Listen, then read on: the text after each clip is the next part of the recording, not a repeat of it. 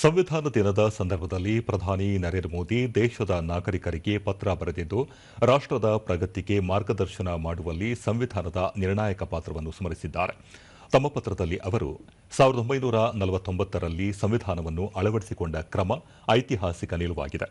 ಪವಿತ್ರ ಸಂವಿಧಾನಕ್ಕೆ ಗೌರವ ಸಲ್ಲಿಸುವ ಅಂಗವಾಗಿ 2015ರಲ್ಲಿ ನವೆಂಬರ್ 26ರಂದು ಸಂವಿಧಾನ ದಿನವನ್ನಾಗಿ ಆಚರಿಸುವ ನಿರ್ಧಾರ ಕೈಗೊಳ್ಳಲಾಯಿತು ಎಂದು ತಿಳಿಸಿದ್ದಾರೆ.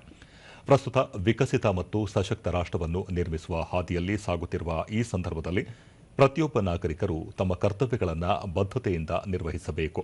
ತಮ್ಮ ಮತದಾನದ ಹಕ್ಕನ್ನು ಚಲಾಯಿಸುವ ಮೂಲಕ ಪ್ರಜಾಪ್ರಭುತ್ವವನ್ನು ಬಲಪಡಿಸಬೇಕು ಎಂದು ಕರೆ ನೀಡಿದ್ದಾರೆ. ನಮ್ಮ ಸಂವಿಧಾನ ದೇಶದ ವಿಕಾಸಕ್ಕೆ ನಿರಂತರವಾಗಿ ಮಾರ್ಗದರ್ಶನ ನೀಡುತ್ತಾ ಬಂದಿದೆ.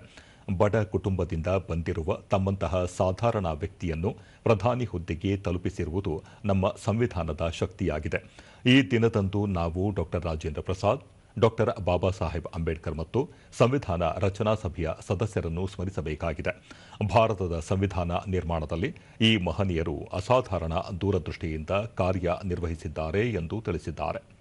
ಪ್ರಸಕ್ತ ವರ್ಷದ ಸಂವಿಧಾನ ದಿನ ಹಲವು ಕಾರಣಗಳಿಂದ ವಿಶೇಷವಾಗಿದ್ದು, ಈ ವರ್ಷ ಸರ್ದಾರ್ ವಲ್ಲಭಭಾಯಿ ಪಟೇಲ್ ಮತ್ತು ಭಗವಾನ್ ಬಿರ್ಸಾ ಮುಂಡಾ ಅವರ 150ನೇ ಜನ್ಮದಿನವನ್ನು ಆಚರಿಸಲಾಗುತ್ತಿದೆ. ಇವರ ಜೀವನ ಪ್ರತಿಯೊಬ್ಬರಿಗೂ ತಮ್ಮ ಕರ್ತವ್ಯವನ್ನು ಅನುಸರಿಸಲು ಪ್ರೇರಣೆ ನೀಡುತ್ತದೆ.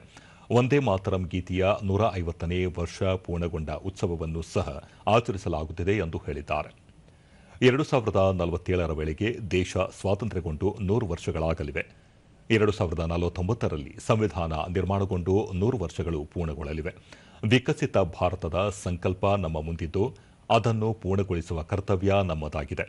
ದೇಶ ಮತ್ತು ಸಮಾಜದ ಕುರಿತಾದ ಜವಾಬ್ದಾರಿಗಳನ್ನು ನಿಭಾಯಿಸಬೇಕಾಗಿದೆ ಎಂದು ಹೇಳಿದ್ದಾರೆ.